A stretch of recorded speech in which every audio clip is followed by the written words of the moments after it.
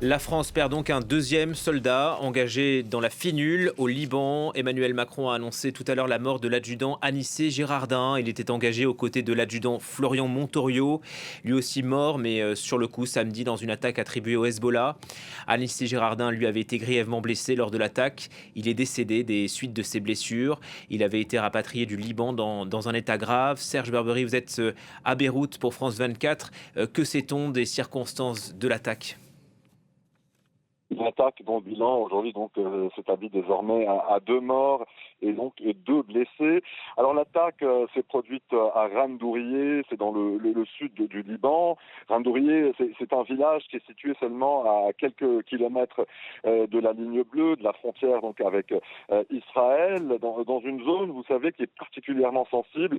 Là, les tensions sont constantes et la FINUL est déployée dans cette zone depuis de nombreuses années.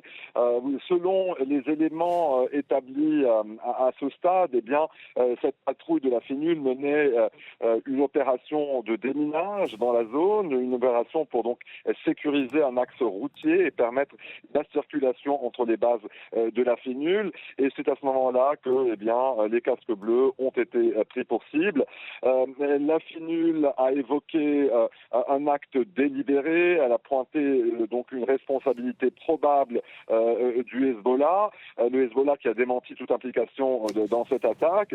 Les Nations Unies donc qui restent prudentes.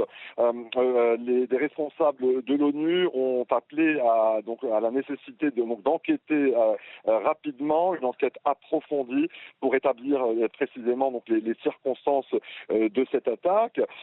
Et vous savez, au-delà de cette attaque, c'est toute la mission de la FINUL qui est aujourd'hui fragilisée. Depuis 1978, parce que la FINUL a été déployée au sud Liban en 1978, puis elle a été renforcée aussi après la guerre de juillet 2006. La FINUL est censée surveiller la cessation des hostilités dans la zone, mais près de 20 ans après, vous savez, le constat aujourd'hui est sans appel. La FINUL n'a pas vraiment réussi aujourd'hui à imposer un véritable retour à la stabilité dans cette zone, et elle est toujours la cible d'attaques durant la guerre de 2024, mais aussi durant le conflit de ces 46 jours au sud Liban. Des bases de la FINUL, mais aussi des positions de la FINUL ont été la cible de tir.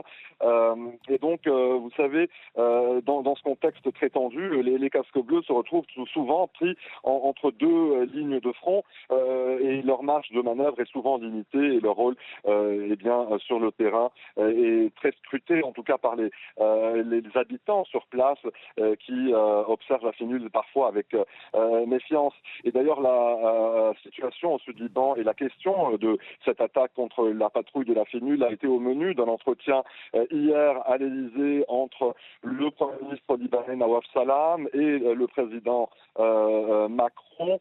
Lors d'une conférence de presse, le Premier ministre Salam a rappelé que son gouvernement allait poursuivre l'enquête dans les plus brefs délais pour déterminer les responsabilités.